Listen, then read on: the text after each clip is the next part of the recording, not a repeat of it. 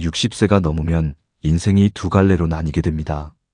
편안한 노후를 사는 사람, 그리고 죽는 날까지 피곤한 노후를 사는 사람. 이 둘의 차이는 어디에서 오는 걸까요? 돈, 건강, 자식 모두 아닙니다. 그 차이는 이 6가지를 줄였느냐, 줄이지 않았느냐에서 갈립니다. 많은 분들이 나이 들어서도 예전과 비슷하게 삽니다. 젊은 시절처럼 매일 밖으로 겉돌며 사람을 만나고 자식에게 하나라도 더 쥐어주려 욕심을 내고 남들 눈치를 보며 억지로 체면을 붙잡고 삽니다. 그러다 어느 날 아침 거울 앞에서 문득 깨닫게 됩니다. 퇴직하고 쉬는데 왜 이렇게 매일이 피곤할까? 왜 가만히 있어도 쫓기는 것처럼 쉰 것 같지가 않을까? 이유는 아주 단순하고 명확합니다. 내 몸과 시간은 이미 은퇴하여 늙어가고 있는데 내 마음과 습관은 여전히 30대, 40대 젊은 시절처럼 꽉 쥐고 살고 있기 때문입니다. 이 틈새에서 생기는 억지스러움이 우리를 병들게 합니다. 오늘 제가 전해드릴 이야기는 무겁게 가라앉던 여러분의 노후를 아주 홀가분하게 완전히 바꿔놓을 겁니다. 지금까지 여러분들이 붙잡고 있던 것들 중에서 무엇을 내려놓아야 하는지 그 6가지를 정확히 알려드리겠습니다. 그렇다면 우리는 왜 하필 60세부터 덜어내는 연습을 시작해야 할까요? 60세는 우리 인생의 시계바늘이 완전히 다른 방향으로 꺾이는 전환점입니다. 50대까지만 해도 우리는 어떻게든 버틸 수 있었습니다. 밖에서 기분 나쁜 소리를 들어도 며칠 바쁘게 일하다 보면 잊어버렸고 사람들과 어울려 피곤해도 하룻밤 푹 자고 일어나면 다시 나갈 채비를 할 체력이 있었습니다. 아직은 세상에서 내가 쓸모있고 할만하다는 도끼가 남아있었기 때문입니다. 하지만 60을 넘기면서부터는 몸과 마음의 회복력이 완전히 달라집니다. 체력이 꺾이는 것은 말할 것도 없고 마음의 맷집마저 얇아집니다. 별것 아닌 자식의 무뚝뚝한 말투 하나에 온종일 서운함이 가시질 않고 텔레비전에 나오는 남들의 화려한 노후와 내 초라한 거실을 비교하며 한숨을 푹푹 내쉬게 됩니다. 이 모든 괴로움은 우리 몸의 그릇은 작아졌는데 그 안에 담으려는 것들은 젊을 때와 똑같이 넘치도록 퍼붓고 있기 때문에 생겨납니다. 우리는 은퇴를 하고 나서도 여전히 예전처럼 삽니다. 여전히 사람을 만나러 밖으로 겉돌고 여전히 남들보다 뒤처질까봐 불안해하며 장성한 자식의 밥벌이까지 내일처럼 걱정합니다. 나이가 들었어도 경로당이나 동네 모임에서 감투 하나라도 더 쓰려 하고 무언가를 더 해야만 내 가치가 증명된다는 무서운 강박에 시달립니다. 이렇게 덜어내지 못하고 꽉 쥐고만 사는 사람의 노후는 어떻게 될까요? 결국 끝없는 피곤함과 우울감에 잡아먹히게 됩니다. 사람에게 치여 피곤하고 지키지도 못할 욕심에 치여 피곤하며 내 마음대로 안 되는 자식 때문에 피곤합니다. 꿀처럼 달아야 할 노후의 휴식이 무거운 바위를 지고 산을 오르는 형벌로 변해버립니다. 철학자 쇼펜하우어는 인간의 마음을 이렇게 꿰뚫어 보았습니다. 인간의 불행은 무언가를 갖지 못해서가 아니라 쓸데없는 것들을 버리지 못하는 데서 온다. 우리는 평생 무언가를 더하고 쌓고 가지는 것만이 성공이라고 배워왔습니다. 하지만 인생의 후반전은 완전히 반대입니다. 이제 우리는 더하는 것이 아니라 과감하게 줄여야 합니다. 불필요한 것들을 싹 쓸어내버린 그 텅 빈 자리에 오직 나만을 위한 단단한 평화와 행복이 조용히 채워지기 때문입니다. 우리 삶의 무게를 가볍게 덜어내야만 남은 3, 40년의 기나긴 노후를 편안하게 소풍처럼 즐길 수 있습니다. 당신의 어깨를 짓누르는 그 무거운 배낭에서 당장 꺼내버려야 할 것들, 내 영혼을 병들게 하는 독버섯 같은 6가지 짐덩어리들을 지금부터 하나하나 끄집어내 보겠습니다. 편안히 자리에 앉아 이야기에 귀 기울여 주십시오. 본격적인 이야기에 앞서 오늘 영상이 마음에 드신다면 구독과 좋아요를 눌러주십시오. 여러분의 응원이 큰 힘이 됩니다. 자, 그럼 가장 먼저 우리 인생에서 덜어내야 할 첫 번째 짐은 과연 무엇일까요? 바로 우리가 평생을 매달려온 사람에 대한 이야기입니다. 1장, 이 사람들과의 관계를 줄여야 합니다. 우리가 60세를 넘기며 가장 먼저 용기 내어 줄여야 할 첫 번째는 바로 내 주변의 인간관계입니다. 가만히 지난 세월을 되돌아보십시오. 우리는 평생 남의 시선을 신경 쓰며 살아왔습니다. 남들에게 뒤처져 보이지 않으려고, 혹은 무시당하지 않으려고 참으로 많은 시간과 마음, 그리고 돈을 허비했습니다. 60이 넘고 은퇴를 하면 주머니 사정이 예전 같지 않은 것이 당연한 이치입니다. 그런데도 오랜만에 만나는 지인들 앞에서는 차마 지갑을 닫지 못합니다. 내가 왕년에 밥값 내던 가락이 있는데 혹시라도 늙어서 궁색해졌다는 소리를 들을까봐 무리해서 비싼 밥을 사고 허세를 부립니다. 옷장을 한번 가만히 열어보십시오. 정작 내가 집에서 편하게 입는 옷은 몇 벌 안 되고 목과 허리를 꽉 조여서 숨쉬기조차 불편한 비싼 옷들이 한 구석을 빽빽하게 차지하고 있습니다. 남의 눈치를 보며 껍데기를 치장하느라 진짜 내 영혼을 보살펴야 할 소중한 기운과 재산을 바깥으로 줄줄 흘려보내고 있는 것입니다. 이런 거칠애에 얽매이다 보니 나이가 들수록 사람을 만나는 일 자체가 무거운 짐이 됩니다. 50대까지만 해도 동창회에 나가고 지인들과 밥을 먹고 차를 마시며 수다를 떠는 것이 일상의 큰 즐거움이었습니다. 사람들과 어울려 웃고 떠들어야 내가 세상에 잘 소속되어 있고 남들처럼 평범하게 잘 살고 있다는 안도감이 들었으니까요. 하지만 60을 넘기고 70을 바라보는 나이가 되면 사람을 만나는 그 즐거움보다 피로감이 훨씬 더 무겁게 다가오기 시작합니다. 당장 약속 하나를 잡으려 해도 그렇습니다. 옷장에 있는 번듯한 옷을 골라 입고 초라해 보일까봐 머리 모양을 다듬고 나갈 채비를 하는 것만으로도 벌써 반나절치 기운이 다 빠져나갑니다. 그렇게 무거운 몸을 이끌고 모임에 나가면 우리는 과연 진짜 즐거움을 얻어올까요? 수십 년을 알고 지낸 친구들이라 하더라도 막상 자리에 앉아 나누는 이야기의 끝은 늘 정해져 있습니다. 처음에는 여기저기 아프고 쑤시다는 병원 이야기로 시작해서 옛날에 내가 얼마나 잘 나갔는지 지나간 옛 이야기를 꺼냅니다. 그리고 결국 마지막에는 자식 이야기로 끝을 맺습니다. 이런 남들의 번쩍이는 자랑을 가만히 듣고 있다 보면 나는 그저 고개를 끄덕이며 억지 웃음을 짓고 축하해주지만 속으로는 왠지 모를 서늘한 바람이 붑니다. 가슴 한구석이 시려우면서 내 인생은 도대체 어디서부터 꼬인 걸까 하는 헛헛함이 밀려옵니다. 우리는 남들과 비교하며 나 자신을 깎아내리려고 사람을 만나는 것이 아닙니다. 외로움을 달래고 따뜻한 정을 나누고 싶었을 뿐인데 여러 사람이 모이는 자리에서는 아주 자연스럽게 서로의 처지를 견주어 보는 서글픈 비교가 생겨납니다. 이 비교는 결국 나도 모르게 다시 남의 시선을 의식하게 만들고 더 그럴듯해 보이기 위해 무리한 거칠애를 반복하게 만드는 끔찍한 굴레가 됩니다. 철학자 쇼펜하우어는 우리의 모든 불행은 남들과 비교하는 순간부터 시작된다. 인간은 타인과 섞여 있을 때 어쩔 수 없이 자신을 잃어버리고 가짜 표정을 짓게 된다라고 말했습니다. 그의 말처럼 우리는 여러 사람과 섞여 있을 때 진짜 내 모습으로 숨을 쉰 적이 거의 없습니다. 남들에게 잘 보이기 위해, 무시당하지 않기 위해 내 삶을 적당히 부풀려 말하기도 하고 속이 답답해도 겉으로는 세상에서 가장 행복한 사람인 척 미소를 지으며 연기를 해야 합니다. 타인의 잣대에 나를 맞추려다 보니 정작 내 마음의 소리는 철저히 무시당하고 맙니다. 물론 달력에 약속이 하나도 적혀 있지 않으면 덜컥 겁이 날 수 있습니다. 내가 사람들에게 잊혀진 것은 아닐까?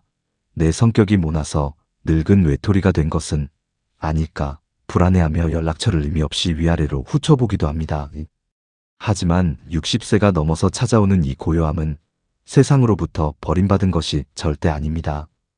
이제야 비로소 남의 시선에 억눌려 있던 무거운 짐을 내려놓는 자유의 시간입니다. 관계를 줄인다는 것은 모든 사람과 매정하게 인연을 끊고 깊은 산속으로 들어가 혼자 살라는 뜻이 결코 아닙니다. 내 마음을 무겁게 하는 인연들을 가지치기 하듯 조용히 덜어내고 내 마음을 편안하게 누일 수 있는 진짜 인연만 남기라는 뜻입니다. 동네 모임에서 겉도는 대화와 쓸데없는 밥값 내기에 지쳐 발길을 뚝 끄는 한 어르신의 이야기가 있습니다. 예전에는 하루가 멀다 하고 10명이 넘는 사람들과 어울려 밥을 먹고 수다를 떨었지만 지금은 한 달에 딱 2번 마음 맞는 오랜 벗 2명만 만난다고 하십니다. 그런데 참으로 신기하게도 10명을 만날 때보다 지금이 훨씬 더 든든하고 주머니 사정도 넉넉해졌다고 맑게 웃으셨습니다. 그 세 사람은 만나서 굳이 자식 자랑을 하거나 남의 흉을 보지 않습니다. 누가 밥값을 낼지 눈치 볼 필요도 없고 비싼 식당에 가지 않아도 그저 시장에서 산 따뜻한 두부 한 모의 맛을 이야기하고 베란다에 새로 핀 꽃망울의 예쁜 빛깔을 이야기하며 평범하고 소박한 일상을 나눕니다. 편안한 옷차림으로 만나도 전혀 부끄럽지 않고 내가 굳이 잘난 척을 하지 않아도 내 존재 자체를 따뜻하게 안아주는 사람들. 이런 깊은 관계는 숫자가 많다고 얻어지는 것이 아닙니다. 얕고 넓은 관계를 과감히 잘라냈을 때 비로소 그 깊이가 생겨납니다. 60세가 넘으면 억지로 나가는 형식적인 모임이나 다녀오면 내 마음을 다치게 하고 돈과 기운만 뺏어가는 불편한 만남은 조용히 내려놓으십시오. 만나자는 전화를 부드럽게 거절하는 것은 결코 상대방에게 예의가 없는 것도 나쁜 것도 아닙니다. 그것은 남은 내 소중한 시간을 헛된 곳에 쓰지 않고 늙고 지친 내 마음을 다정하게 지켜내는 가장 지혜로운 어른의 태도입니다. 남의 눈치를 보느라 잃어버렸던 나의 진짜 미소를 되찾는 일. 그것이 바로 남은 인생을 축제처럼 즐겁게 살아가는 첫 번째 열쇠입니다. 이렇게 사람이라는 무거운 짐을 무사히 내려놓으셨다면 이제는 평생토록 오늘 하루의 행복을 빼앗아가던 두 번째 짐덩어리를 꺼내버릴 차례입니다. 2장. 언젠가라는 욕심을 줄여야 합니다. 우리가 60을 넘기며 관계 다음으로 마음에서 덜어내야 할 아주 무거운 짐이 있습니다. 바로 끝없이 무엇인가를 더 쥐려고 하는 마음, 욕심입니다. 우리는 평생을 참으로 아끼고 참으며 살아왔습니다. 먹고 싶은 것이 있어도 자식들 입에 먼저 들어가는 것을 보며 배를 불렸고 입고 싶은 예쁜 옷이 있어도 꾹 참고 시장에서 가장 싼 옷을 집어들었습니다. 행여나 늙어서 돈이 없어 남들에게 아쉬운 소리를 하게 될까봐 혹은 내 자식들에게 남들처럼 번듯한 집 한 채라도 보태주고 싶은 마음에 허리띠를 졸라매고 또 졸라맸습니다. 내일을 위해 그리고 10년 뒤의 든든한 노후를 위해 오늘 당장 누릴 수 있는 작은 기쁨들을 모두 뒤로 미루며 살아온 것입니다. 그런데 60세가 넘고 은퇴를 한 뒤에도 이 지독한 습관은 좀처럼 고쳐지지 않습니다. 이제는 자식들도 다 커서 제 밥벌이를 하고 내 입에 풀칠할 정도의 작은 살림살이는 마련되었는데도 여전히 마음은 가난합니다. 통장에 돈이 제법 쌓여 있어도 자꾸만 부족한 것 같아 마음이 불안합니다. 친구들이 봄꽃 구경을 가자고 기분 좋게 불러내도 밖에 나가면 다 돈이라며 손사래를 치고 방구석에 주저앉습니다. 맛있는 음식을 먹으러 가자는 배우자의 말에도 밖에서 사 먹으면 비싸기만 하니 집에서 대충 남은 밥에 김치를 얹어 한 끼를 때우자고 고집을 부립니다. 이렇게 오늘 하루의 기쁨을 억누르며 모은 돈은 과연 우리 노후를 진짜로 행복하게 만들어줄까요? 80대에 접어든 어느 할머니의 아주 뼈아픈 후회 이야기를 가만히 들어보시길 바랍니다. 이 할머니는 평생을 억척스럽게 돈을 모았습니다. 젊은 시절부터 남들이 놀러갈 때 밭에 나가 일을 했고 10원 한 장도 허투루 쓰지 않고 차곡차곡 통장에 모았습니다. 나중에 늙으면 남부럽지 않게 떵떵거리며 편하게 살겠다는 일념 하나로 청춘을 다 바쳤습니다. 그렇게 80이 넘은 지금 할머니의 통장에는 동네 사람들이 부러워할 만큼 꽤 많은 돈이 쌓여 있습니다. 그런데 할머니는 텅 빈 방에 홀로 앉아 눈물을 훔치며 이렇게 말씀하십니다. 이제 와서 통장에 돈이 많으면 대체 뭘 해? 다리에 힘이 빠지고 무릎이 쑤셔서 그 좋은 꽃 구경 한번 마음대로 못 가. 맛있는 고기를 실컷 사 먹을 돈이 있어도 이가 다 빠져서 씹지를 못해. 게다가 옛날에 같이 놀러 가자고 문을 두드리던 친구들은 이제 다 아파서 병원에 누워있거나 먼저 세상을 떠나버렸어. 내 인생이 참으로 어리석고 억울해.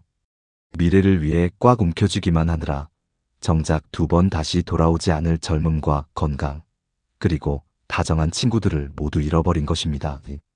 채우려고 발버둥 칠수록 인생은 오히려 차갑게 비어버립니다. 지금 당장 누릴 수 있는 따뜻한 햇살과 맛있는 음식, 좋은 사람들과의 웃음을 자꾸만 내일로 미루어두면 정작 그 내일이 찾아왔을 때는 그것을 즐길 수 있는 몸의 기운도 마음의 여유도 모두 사라지고 맙니다. 쇼펜하우어는 인간의 끝없는 욕심을 두고 이렇게 꼬집었습니다. 부는 바닷물과 같아서 마시면 마실수록 더욱 목이 마르다. 우리가 가진 것의 가치를 깨닫지 못하고 늘 가지지 못한 것만 바라보는 탓에 우리는 영원히 가난하다. 그의 말처럼 우리는 이미 참 많은 것을 가지고 있습니다. 비바람을 막아주는 따뜻한 잠자리가 있고 아침에 일어나 맑은 공기를 마시며 동네를 누빌 수 있는 여유가 있습니다. 그런데도 우리는 자꾸만 남의 집 크기를 기웃거리고 남의 자식이 버는 돈을 부러워하며 스스로 불행의 늪으로 걸어 들어갑니다. 남들보다 더 큰 집, 더 많은 재산을 가지려는 욕심은 우리의 영혼을 갉아먹는 무서운 병입니다. 욕심을 줄인다는 것은 세상 모든 것을 포기하고 찌들게 살라는 뜻이 결코 아닙니다. 오히려 지금 내 손에 쥐어진 것들을 비로소 온전하게 바라보고 충분히 누리는 지혜를 배우는 것입니다. 더 많이 가지려는 마음을 내려놓는 순간 내 주변에 널려있던 작고 예쁜 기쁨들이 비로소 눈에 들어오기 시작합니다. 가진 것이 많지 않아도 매일매일 얼굴에 편안한 웃음꽃이 피는 어느 할아버지가 있습니다. 할아버지는 아침 일찍 일어나 따뜻한 물 한 잔을 마시며 하루를 시작합니다. 낡았지만 편안한 운동화를 신고 집 근처 작은 공원을 천천히 거닐며 나무가 계절마다 옷을 갈아입는 모습을 가만히 지켜봅니다. 낮에는 동네 작은 도서관에 들러 평소 읽고 싶었던 책의 책장을 넘기며 새로운 지식을 머리에 담고 저녁에는 아내와 나란히 앉아 재미있는 방송을 보며 함께 웃습니다. 할아버지는 이렇게 말씀하십니다. 남들은 그 돈으로 어떻게 사느냐고 걱정하지만 나는 부족한 것이 하나도 없어. 두 다리로 걸어서 도서관에 갈 수 있고 저녁이면 아내와 따뜻한 밥을 마주 앉아 먹을 수 있는데 이보다 더 큰 부자가 세상에 어디 있겠어. 할아버지의 삶이 넉넉하고 평화로운 이유는 통장 잔고가 많아서가 아닙니다. 남들과 비교하며 더 가지려 발버둥 치는 욕심의 끈을 과감하게 싹둑 잘라버렸기 때문입니다. 욕심이 줄어들면 내 처지를 남과 비교하는 못난 마음이 사라집니다. 비교가 사라지면 불안해서 밤잠을 설치던 마음이 가라앉고 잔잔한 호수 같은 편안함이 찾아옵니다. 그리고 그 편안함 속에서 우리는 비로소 진짜 살아 숨쉬는 생생한 행복을 맛보게 됩니다. 여러분, 자식들에게 한 푼이라도 더 물려주려 낡은 옷만 입고 마른 반찬만 드시던 그 서글픈 습관을 오늘부터 당장 멈추십시오. 자식들은 이미 어른이고 스스로 살아갈 자기 몫의 힘을 충분히 가지고 있습니다. 이제 평생 뼈 빠지게 고생하며 모은 그 귀한 돈을 늙고 지친 내 몸과 마음을 따뜻하게 안아주는 데 사용하십시오. 날이 좋은 봄날에는 친구에게 먼저 전화를 걸어 꽃 구경을 가자고 청해 보십시오. 길가에 핀 예쁜 꽃을 보며 환하게 웃으시고 근처 식당에 들어가 그동안 아까워서 못 먹었던 따뜻하고 맛있는 음식도 애돈 내고 흔쾌히 사서 드십시오. 조금 낡고 좁은 집에 살아도 괜찮고 남들 다 있는 비싼 물건 하나쯤 없어도 아무렇지 않습니다. 그런 것들은 우리의 진짜 가치를 조금도 깎아내리지 못합니다. 내일을 위해 오늘을 굶주리지 마십시오. 언제 찾아올지 모르는 막연한 미래의 두려움 때문에 지금 당장 내 눈앞에 펼쳐진 오늘 하루의 찬란한 햇살을 외면하는 것은 인생에서 가장 뼈아픈 실수입니다. 가지고 있는 것들을 하나씩 기분 좋게 누리며 쓸 줄 아는 사람이 세상에서 가장 지혜로운 진짜 부자입니다. 움켜쥐고 있던 물질의 욕심을 홀가분하게 털어내셨다면 이제는 평생 내 눈물샘을 마르지 않게 하는 가장 아픈 손가락 하나를 조용히 접어둘 시간입니다. 3장. 자식 걱정을 줄여야 합니다. 60을 넘기고 70을 바라보는 나이가 되어도 우리 마음에서 가장 떼어내기 힘든 가장 무겁고도 질긴 짐이 하나 있습니다. 바로 내 속으로 나아 평생을 길러낸 자식에 대한 끝없는 걱정입니다. 우리는 자식이 30이 넘고 40을 지나 머리에 희끗희끗 서리가 앉는 50살이 되어도 여전히 물가에 내놓은 어린아이처럼 조마조마한 마음으로 바라봅니다.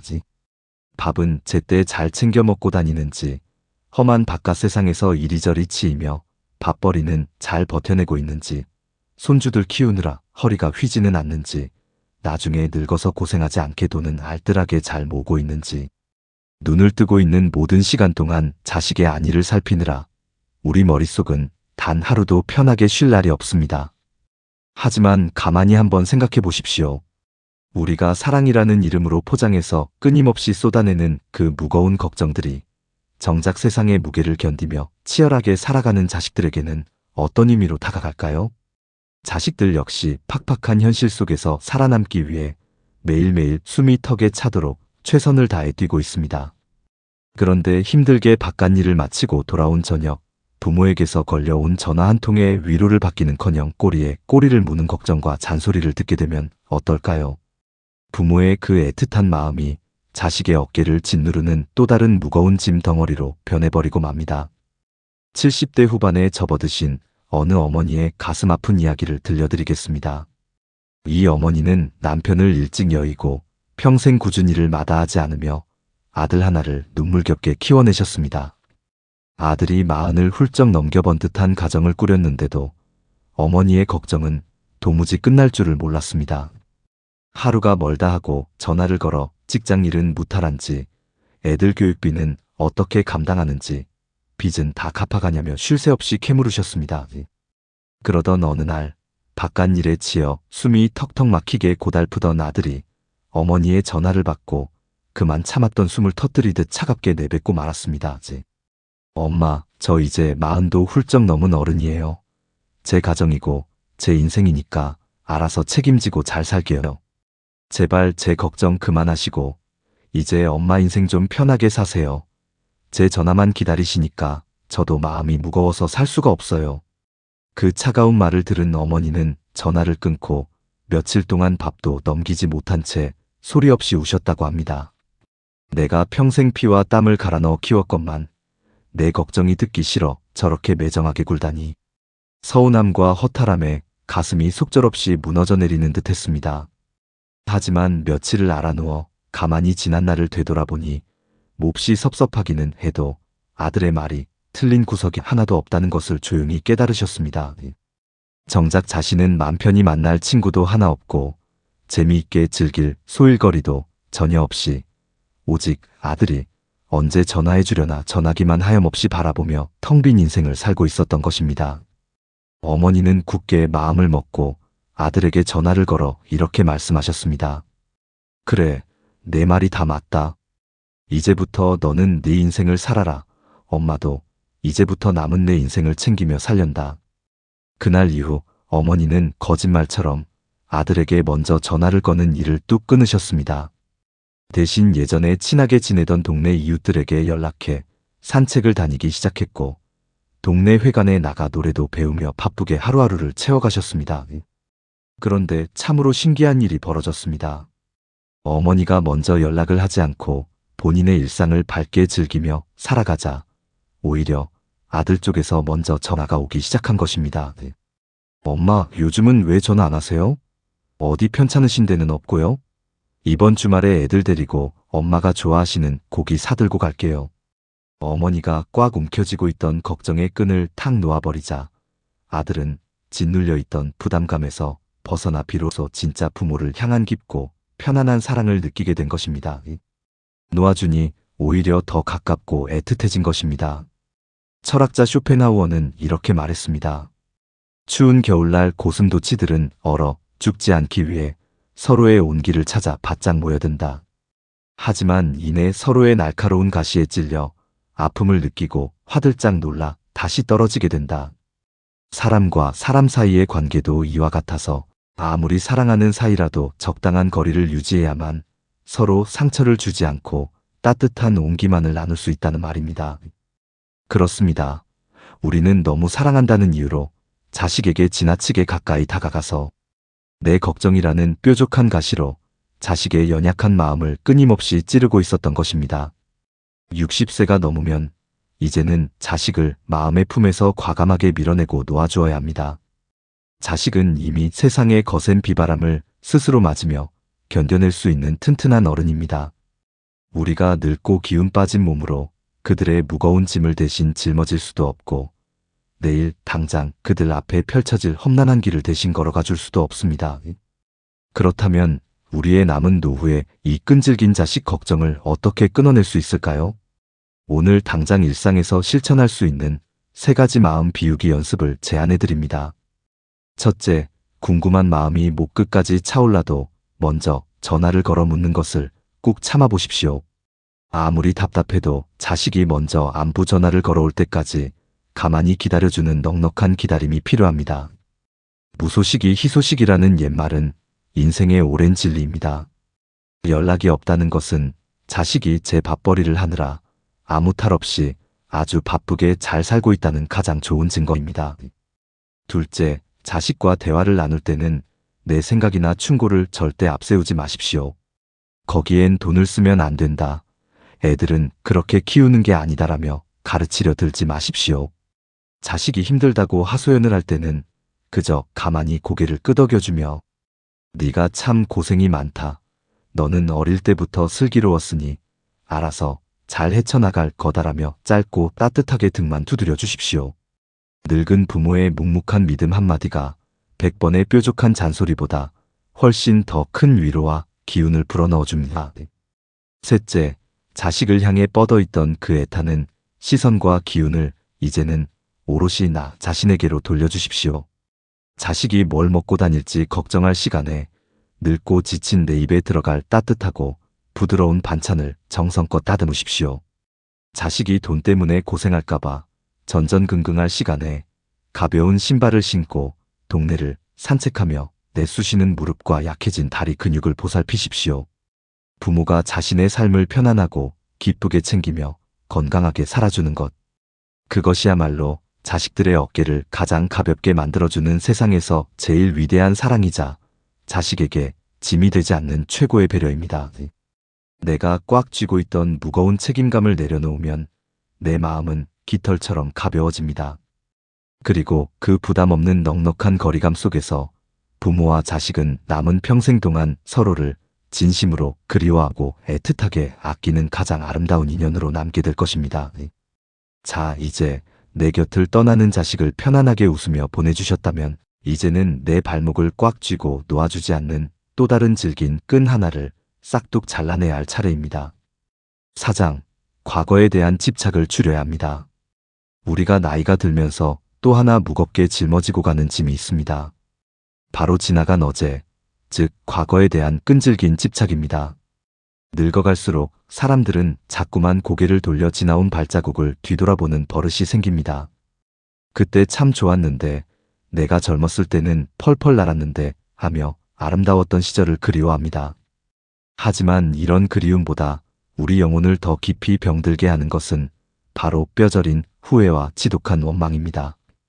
그때 그 땅을 사두었어야 했는데, 그때 그 사람을 믿지 말았어야 했는데, 그때 내가 참지 말고 내 목소리를 냈더라면 내 인생이 이렇게 초라해지지는 않았을 텐데 하며 이미 엎질러진 물을 두고 끊임없이 가슴을 칩니다. 또한 내 인생에 깊은 상처를 남기고 떠난 얄미운 사람들을 향한 미움도 세월이 갈수록 옅어지기는커녕 마음속 가장 깊은 곳에서 단단한 돌덩이로 굳어집니다. 그런데 가만히 생각해 보십시오. 이렇게 지나간 과거의 늪에 발목이 꽉 잡혀 있으면 지금 내 눈앞에 반짝이는 현재의 시간은 속절없이 썩어버리고 맙니다. 과거는 이미 흘러가 버린 강물과 같아서 우리가 아무리 가슴을 치고 손을 뻗어 움켜쥐려 해도 절대 다시 거꾸로 흐르지 않습니다. 70대 중반의 어느 할아버지 이야기를 들려드리겠습니다. 이 할아버지는 평생을 과거에 대한 후회와 원망의 감옥에 갇혀 사셨습니다. 젊은 시절 믿었던 사람에게 소가 큰 재산을 잃었던 기억 때문에 매일 밤 쓴 소주에 기대어 화를 달래야만 했습니다. 그 몹쓸 사람만 아니었어도 내가 지금 이 좁은 방구석에서 이렇게 구차하게 살지는 않을 텐데 하며 만나는 사람마다 붙잡고 지난날의 억울함을 토로하셨습니다. 그러다 여든을 앞두고 몸에 큰 병을 얻어 병원 침상에 눕게 되셨습니다. 그런데 할아버지의 바로 옆 침상에는 나이가 비슷한 다른 어르신이 계셨는데 그분의 얼굴은 병색이 짙은데도 불구하고 참으로 맑고 평화로워 보였습니다. 하루는 할아버지가 참다 못해 그분에게 물으셨습니다. 영감님은 지나온 세월이 억울하지도 않소? 세월을 거슬러 올라가서 다시 고쳐 쓰고 싶은 후회되는 순간이 하나도 없단 말이오? 그러자 옆 침상의 어르신이 창밖을 바라보며 희미하게 웃으시고는 이렇게 대답하셨습니다. 어찌 없겠습니까? 내 인생도 굽이굽이 참으로 한숨나는 일투성이었죠. 하지만 그 무겁고 낡은 짐들을 이 병상에까지 질질 끌고 와서 내게 남은 이 귀한 오늘 하루를 망치고 싶지는 않았습니다. 나를 몹시 아프게 찌르고 도망갔던 사람도, 어리석은 선택을 했던 젊은 날의 내 못난 모습도 이제는 다 용서하고 흐르는 강물에 띄워보냈습니다.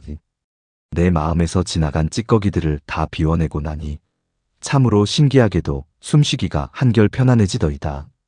그 담담하고 조용한 대답을 듣고 할아버지는 망치로 머리를 세게 맞은 듯한 큰 깨달음을 얻으셨습니다. 나는 평생을 바쳐 이미 죽어버린 과거와 멱살을 쥐고 싸우느라 정작 살아서 숨쉬는 소중한 오늘을 전부 내다버렸구나 하는 뼈아픈 눈물을 흘리셨습니다. 지나간 과거는 이미 내 것이 아니며 다가올 미래는 아직 알 수 없다. 우리에게 확실하게 허락된 것은 오직 지금 이 순간, 현재뿐이다. 과거를 줄인다는 것은 지나간 일들을 무조건 머릿속에서 하얗게 지워버리라는 뜻이 결코 아닙니다. 과거의 쓰라린 실패를 인생의 단단한 걸음으로 삼되 그 슬픔과 분노의 감옥 안에 내 마음을 영원히 가두어두지 말라는 뜻입니다. 그리고 무엇보다 중요한 것은 바로 깊은 용서입니다. 나에게 몹쓸 짓을 했던 사람, 내 인생을 사정없이 흔들어 놓았던 사건, 그리고 무엇보다 그 시절 서투르고 어리석었던 나 자신을 향해 이제는 따뜻한 용서의 손길을 뻗어주어야 합니다. 그 사람이 나한테 어떻게 했는데 용서를 해? 내가 친 그 사고 때문에 우리 식구들이 얼마나 험한 꼴을 당했는데 나 자신을 용서해? 하며 억울함에 목이 맬 수도 있습니다. 너무나 당연하고 아픈 마음입니다. 하지만 용서는 나에게 상처를 준 그 얄미운 사람을 잘 살게 해주려고 하는 것이 절대 아닙니다. 가슴속에 품고 있는 그 시커먼 미움의 덩어리가 결국 내 몸의 피를 마르게 하고 늙은 내 마음을 썩어 들어가게 만드니까 오직 나 자신을 살리기 위해서 하는 것입니다. 나를 그 지독하고 고통스러운 사슬에서 온전히 풀어주기 위해서 결단하는 세상에서 가장 거룩한 이기심입니다. 그렇다면 켜켜이 쌓인 먼지 같은 이 과거의 집착을 우리 일상에서 구체적으로 어떻게 털어낼 수 있을까요? 오늘부터 당장 시작할 수 있는 마음의 비움 연습 3가지를 제안해 드립니다. 첫째, 가만히 방에 앉아 옛날에 억울했던 생각이 스멀스멀 올라오려고 할 때마다 그 자리에서 이불을 툭 차고 일어나 밖으로 나가십시오. 방바닥에 누워 천장만 바라보면 고인물이 썩듯 옛 기억만 독버섯처럼 피어납니다. 가장 편안한 신발을 신고 동네를 천천히 걸으며 길가에 피어난 앙증맞은 꽃과 뺨을 스치는 시원한 바람 등 내 눈앞에 살아 숨쉬는 오늘의 풍경에 억지로라도 시선을 돌리는 연습을 하십시오. 몸을 움직이면 마음에 들러붙은 과거의 그림자도 덩달아 떨어져 나갑니다. 둘째, 낡은 물건을 보며 눈물 찢는 시간을 줄이십시오. 과거의 헛헛한 영광이 담긴 빛바랜 상장이나 볼 때마다 마음을 콕콕 쑤시게 하는 오래된 짐들이 집안 곳곳에 쌓여 있다면 눈 딱 감고 큰 쓰레기 봉투에 담아 미련 없이 밖으로 내다버리십시오. 눈에 보이는 묵은 짐을 과감히 밖으로 비워내야만 마음속에 들러붙은 과거의 찌꺼기도 함께 쓸려 내려갑니다. 빈자리가 생겨야 맑은 공기가 들어오는 법입니다. 셋째, 하루에 한 번씩 거울을 보며 소리내어 나를 용서하는 주문을 외워보십시오. 그때는 나도 참 어렸고 험한 세상 물정을 몰랐으니 그럴 수밖에 없었다. 그 모진 세월을 이만큼 버텨낸 것만으로도 나는 참으로 대견하고 수고가 많았다. 거울 속 주름진 내 얼굴을 보며 이렇게 스스로 등을 다독여 주십시오. 내가 나를 따뜻하게 안아주지 않으면 세상 그 누구도 내 마음의 깊은 상처를 아물게 해줄 수 없습니다. 지금 이 순간 내가 끓여 마시는 구수한 둥글레차 한 잔의 따뜻함, 창문을 넘어와 내 발등을 덮는 늦은 오후의 편안한 햇살, 이 소박하고 작은 기쁨들이 모여 나의 가장 아름다운 노후를 완성합니다. 무거운 어제의 짐을 길가에 미련 없이 내려놓고 오늘을 온전히 껴안을 때 비로소 우리의 남은 인생은 억울한 형벌이 아니라 눈부시게 빛나는 진짜 휴가가 될 것입니다. 5장 해야 한다는 강박을 줄여야 합니다. 우리의 발목을 잡고 있는 과거의 늪에서 무사히 빠져나오셨다면 이제 우리 어깨를 무겁게 짓누르고 있는 또 다른 커다란 바위덩어리 하나를 굴려버릴 차례입니다. 그것은 바로 내 몸이 부서져라 짊어지고 있는 책임감, 즉 내가 반드시 해야만 한다는 끈질긴 강박입니다. 60세가 넘고 70이 가까워져도 우리 주변에는 눈코 뜰 새 없이 바쁘게 살아가는 어르신들이 많습니다. 아침 일찍 일어나 온 집안을 쓸고 닦는 것은 기본이고 맞벌이하는 자식들을 대신해 눈에 넣어도 아프지 않은 손주들의 등원과 하원을 도맡아 챙깁니다. 그것뿐만이 아닙니다. 동네 경로당에 가면 총무나 회장 자리를 맡아 굳은 일을 다 처리하고 주말이면 아파트 단지, 화단 가꾸기나 동네 봉사활동까지 빠짐없이 나갑니다. 몸이 10개라도 모자랄 지경으로 하루하루를 빈틈없이 쪼개었습니다. 주변에서 자식들이나 친구들이 그만 좀 쉬시라고 병나면 어쩌려고 그러시냐고 걱정 어린 핀잔을 주어도 이분들은 늘 똑같이 대답합니다. 내 몸은 내가 제일 잘 알아. 나는 아직 끄떡없어. 그리고 가만히 생각해봐라. 내가 안 하면 이 복잡한 일들을 도대체 누가 다 챙기겠어. 젊은 애들은 바빠서 못하고 남들은 미덥지가 않으니 그냥 내 몸이 조금 더 고생하고 마는 게 속이 제일 편해.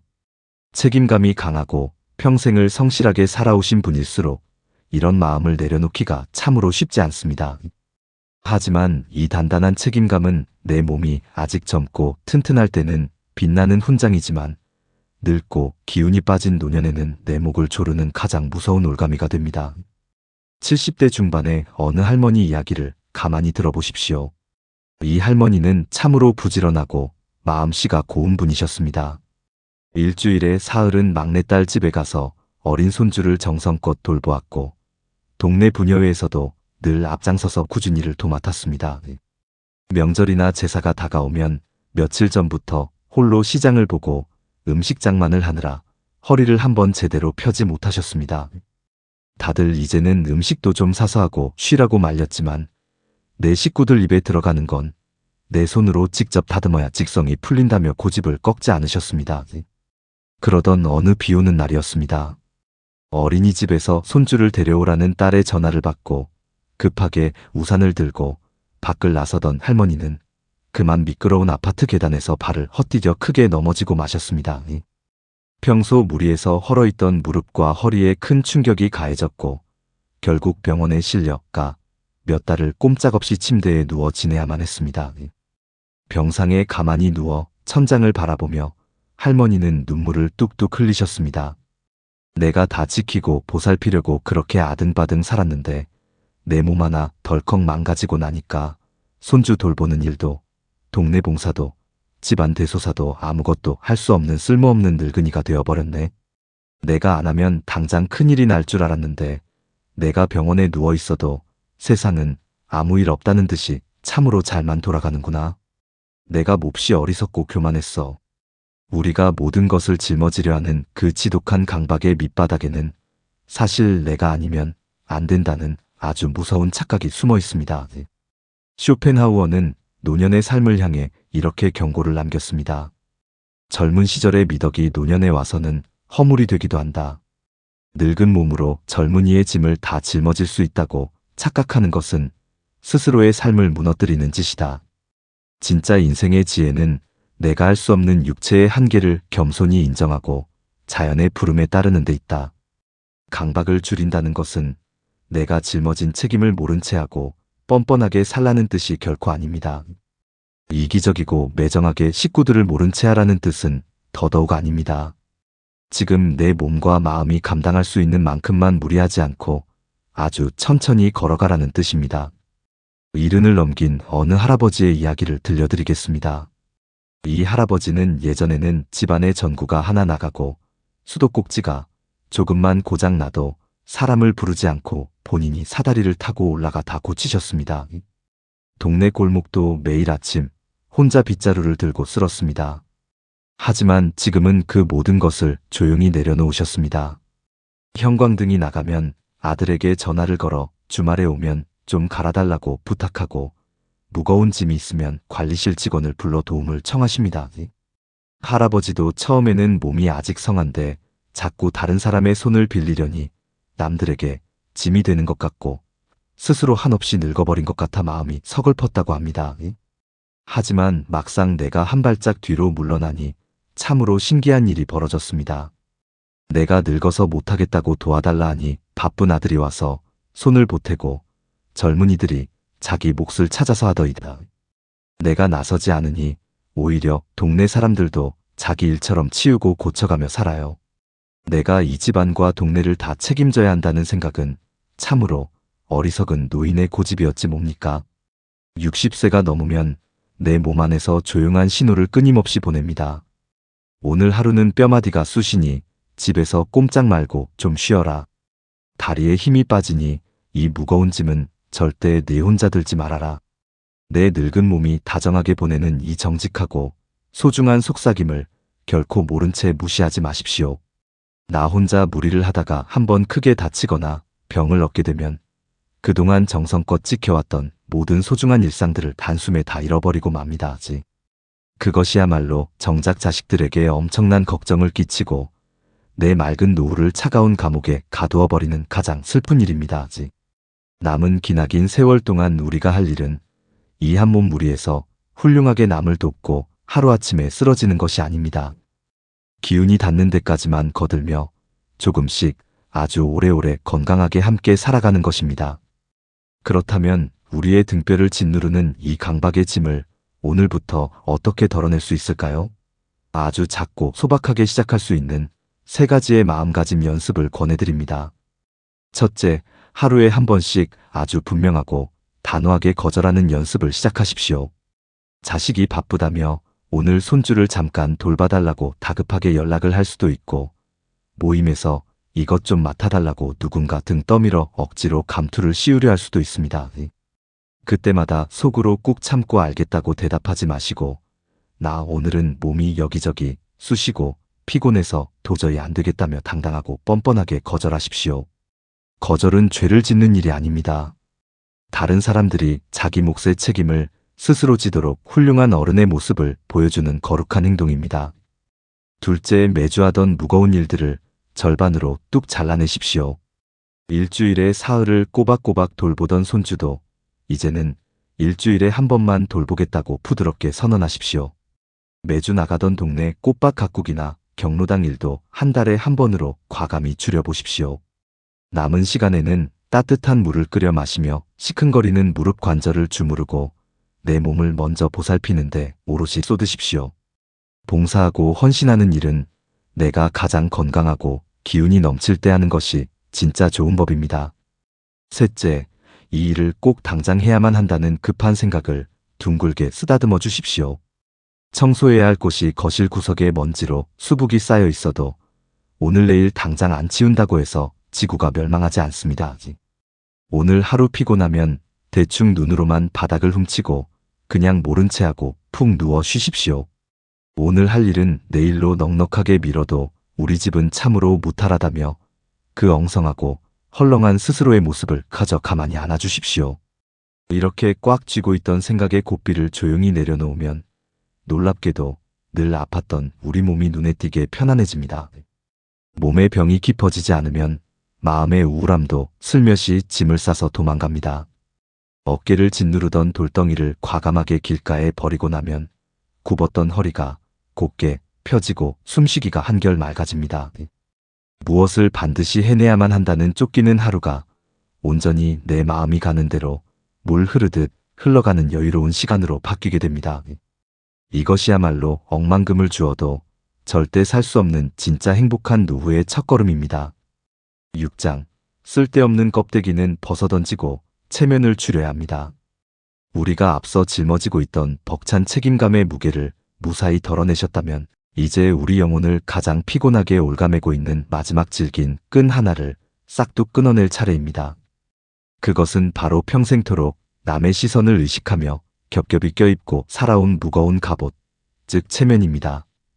60을 넘기고 직장에서 은퇴를 하거나 자식들을 다 키워내고 나면 우리 삶에서 가장 먼저 빠져나가는 것이 바로 사회적인 이름표입니다.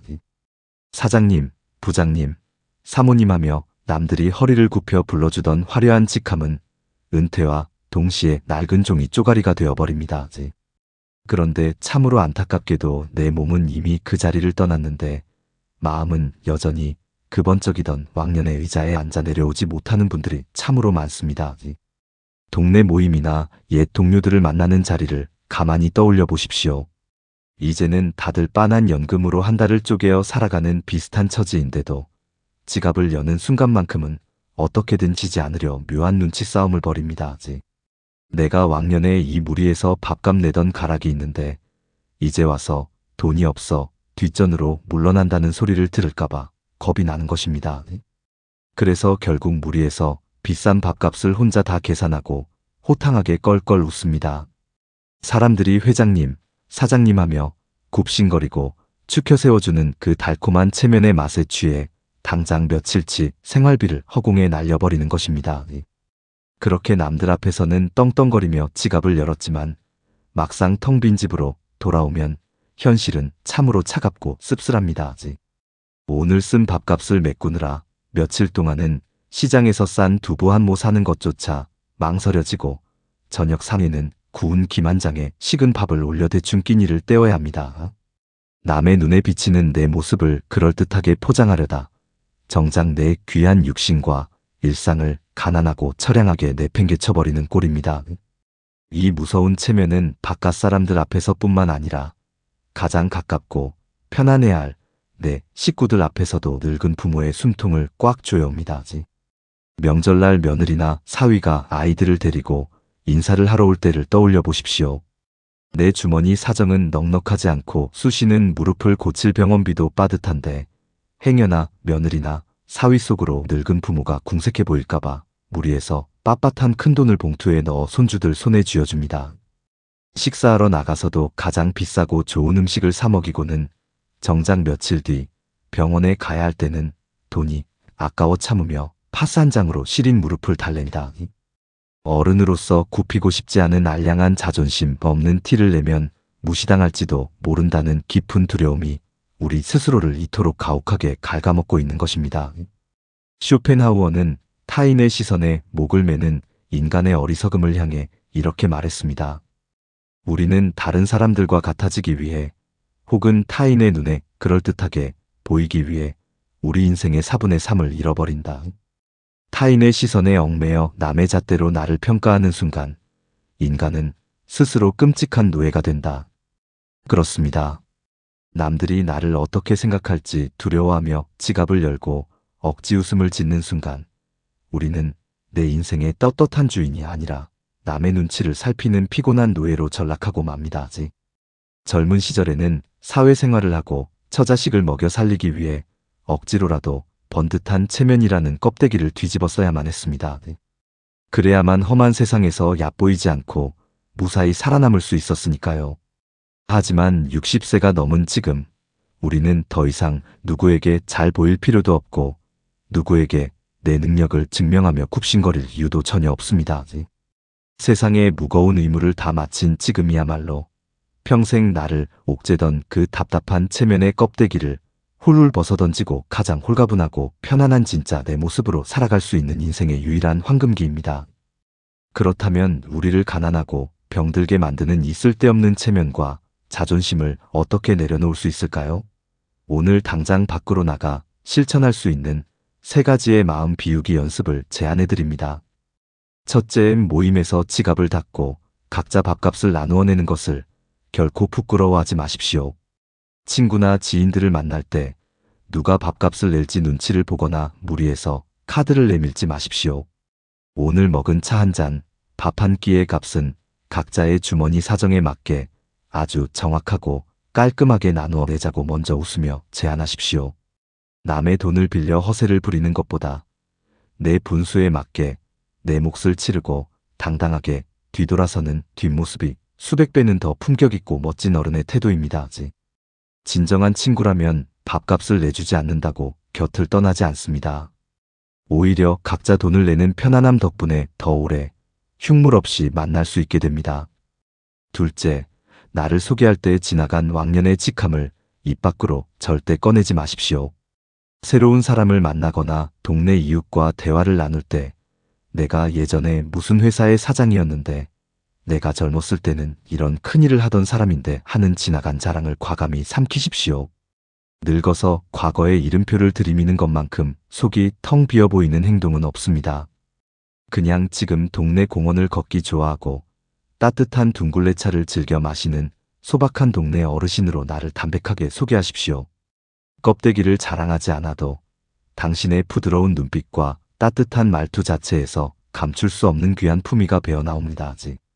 셋째, 자식과 사위, 며느리 앞에서 완벽하고 번듯한 어른인 척 연기하는 것을 그만두십시오. 주머니 사정이 팍팍하면 이번 달에는 병원비가 많이 들어서 넉넉히 챙겨주지 못한다고 있는 그대로 솔직하게 말씀하십시오. 없는 돈을 쥐어짜며 훌륭한 부모인 척 포장할 필요가 전혀 없습니다. 몸이 아프고 마음이 외로울 때도 꾹 참고 괜찮은 척하지 마시고 있는 그대로 연약해진 부모의 모습을 보여주어도 괜찮습니다. 진정한 체면은 남에게 빈틈을 보이지 않는 딱딱함이 아니라 나의 연약함과 부족함까지도 넉넉하게 웃어넘길 수 있는 부드러운 마음의 여유에서 나옵니다. 체면이라는 무겁고 화려한 옷을 벗어던지면 처음에는 발가벗겨진 것처럼 서늘하고 어색할지 모릅니다. 하지만 하루 이틀 그 홀가분한 상태로 걷다 보면 굽었던 어깨가 곧게 펴지고 숨통이 맑게 트이는 놀라운 해방감을 느끼게 될 것입니다. 남의 눈치를 보느라 잃어버렸던 나의 진짜 재산과 소박한 웃음을 되찾는 일. 이것이야말로 우리 노후를 막막한 지옥에서 눈부신 천국으로 건져 올리는 가장 통쾌한 마법입니다. 7장. 오늘 당장 시작하는 비움의 기술 3가지. 지금까지 우리는 늙어가는 노후를 지옥으로 만들지 않기 위해 마음에서 반드시 덜어내야 할 6가지의 무거운 짐들에 대해 참으로 길고 깊은 이야기를 나누었습니다. 관계를 줄이고 욕심을 버리고 자식 걱정을 끊어내고 과거의 얽매임과 무리한 강박 그리고 헛헛한 체면까지 훌훌 거서던져야 한다는 것을 머리로는 끄덕이며 깊이 공감하셨을 겁니다. 하지만 막상 이 무거운 마음의 짐들을 어떻게 덜어내야 할지 막막하실 수 있습니다. 수십 년 동안 꽉 쥐고 살아온 익숙한 습관인데 아침에 눈을 떴다고 해서 하루아침에 마음이 깃털처럼 가벼워지는 기적은 잘 일어나지 않으니까요. 그래서 우리가 오늘 당장 내가 머무는 집안에서 아주 쉽고 통쾌하게 시작할 수 있는 구체적인 비움의 행동 지침 3가지를 말씀드리려 합니다. 머리로만 다짐하는 것이 아니라 내 손과 발을 직접 움직여 몸으로 덜어내는 가장 확실한 실천 방법입니다. 첫 번째, 거실과 안방에 쌓인 묵은 짐부터 쓰레기 봉투에 내다 버리십시오. 비움의 가장 첫걸음은 내 눈에 보이는 생활 공간에 숨통을 틔우는 일입니다. 지금 고개를 돌려 여러분이 하루 종일 머무는 집안 구석구석을 가만히 한번 둘러보십시오. 베란다 한 구석에 10년 넘게 쌓여있는 정체 모를 종이 상자들, 언젠가 귀한 손님이 오면 번듯하게 대접하겠다며 찬장 가장 높은 곳에 먼지가 뽀얗게 내려앉은 채 갇혀있는 무겁고 비싼 사기 그릇 세트, 한창 바깥에서 돈을 잘 벌던 시절에 비싸게 주었다며 차마 버리지 못해 옷장을 빽빽하게 채우고 있는 유행진한 두꺼운 옷들이 산더미처럼 쌓여있지는 않으신가요? 우리는 언젠가 쓸 때가 있겠지. 이게 다 내 피 같은 돈인데 아까워서 어떻게 버려하며 고장난 물건 하나도 꽁꽁 숨겨두며 살아왔습니다. 하지만 노년의 삶에서 그 수많은 물건은 나를 지켜주는 든든한 재산이 아닙니다. 허리가 쑤시는데도 바닥에 널브러진 짐들을 요리조리 피해 다니며 쓸고 닦아야 하는 무서운 짐 덩어리일 뿐입니다. 눈에 보이는 물건이 많으면 결국 그 물건을 돌보고 치우는데 남은 귀한 기운과 시간을 몽땅 빼앗기게 됩니다. 오늘 해가 지기 전에 아주 커다란 비닐봉지 하나를 쫙 펴서 거실 한가운데 두십시오. 그리고 가장 만만한 서랍장 딱 하나만 열어서 3년 동안 단 한 번도 꺼내보지 않은 낡은 물건 3개만 골라 가벼운 마음으로 버려보십시오. 아까운 마음은 잠시뿐입니다. 눈 딱 감고 그 묵은 짐들을 문 밖으로 내놓고 나면 꽉 막혔던 명치가 뻥 뚫리듯 시원해지는 것을 온몸으로 느끼실 수 있습니다. 물건을 비워내어 생긴 그 제법 반듯하고 널찍한 빈 공간에 앉아 있으면 머릿속을 맴돌던 과거의 집착과 미련도 낡은 물건과 함께 싹 쓸려 내려가는 짜릿한 해방감이 찾아옵니다.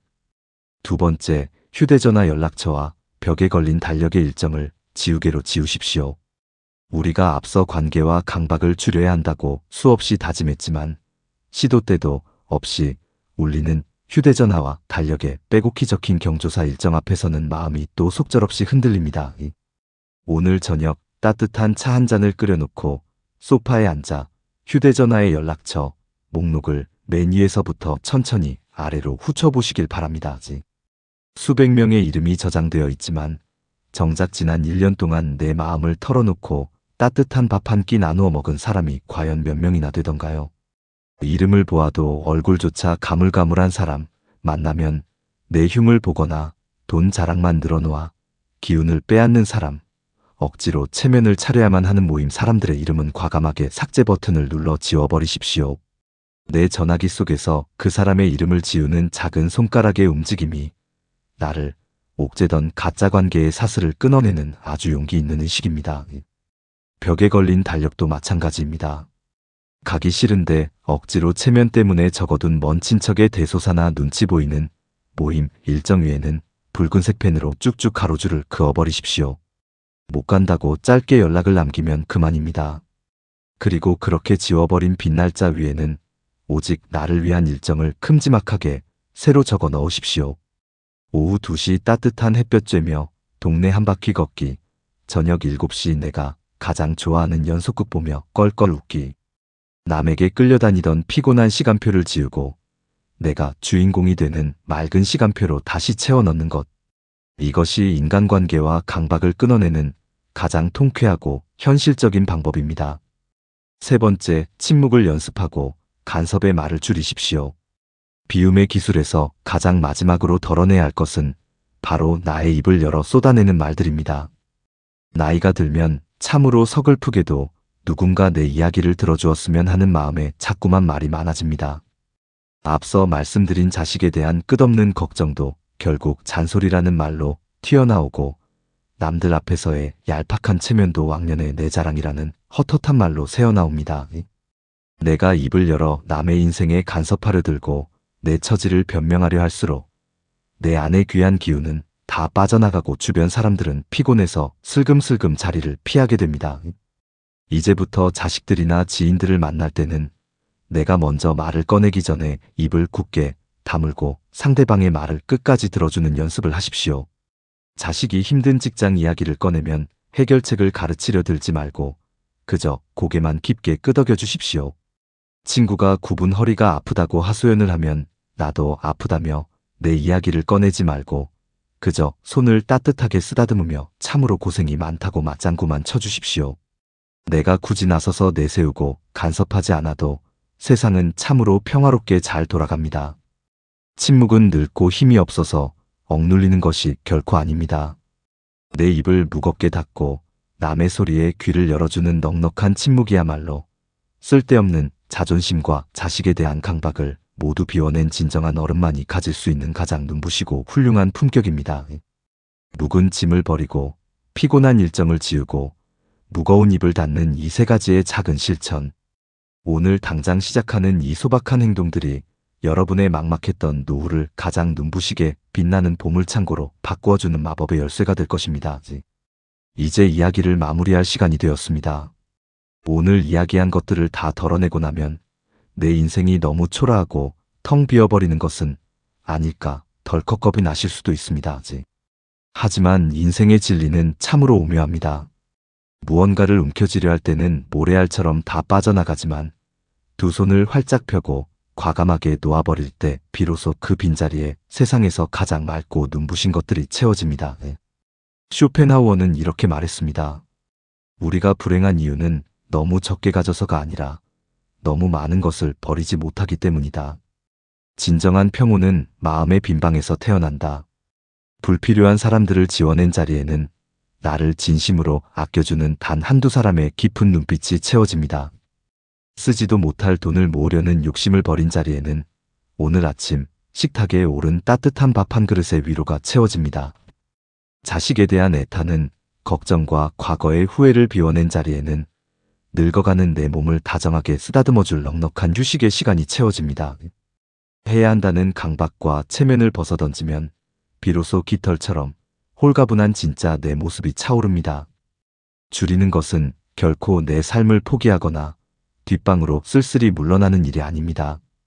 내게 허락된 남은 기나긴 세월을 세상에서 가장 가볍고 홀가분하게 즐기기 위한 참으로 위대한 선택입니다. 늦은 때란 없습니다. 오늘 당장 내 마음을 무겁게 누르는 약속 하나를 지우고 억지로 쥐고 있던 체면을 훌훌 벗어 던지시길 바랍니다. 그 작은 비움이 당신의 남은 인생을 가장 따뜻하고 평안한 축제로 만들어줄 것입니다. 오늘 전해드린 삶의 지혜가 여러분의 무거웠던 어깨를 조금이나마 가볍게 만들어드렸기를 바랍니다. 이야기가 마음에 와닿으셨다면 구독과 좋아요를 눌러주세요. 여러분의 따뜻한 공감이 새로운 이야기를 만들어내는 아주 큰 힘이 됩니다. 오늘도 긴 이야기 끝까지 함께 해주셔서 감사합니다.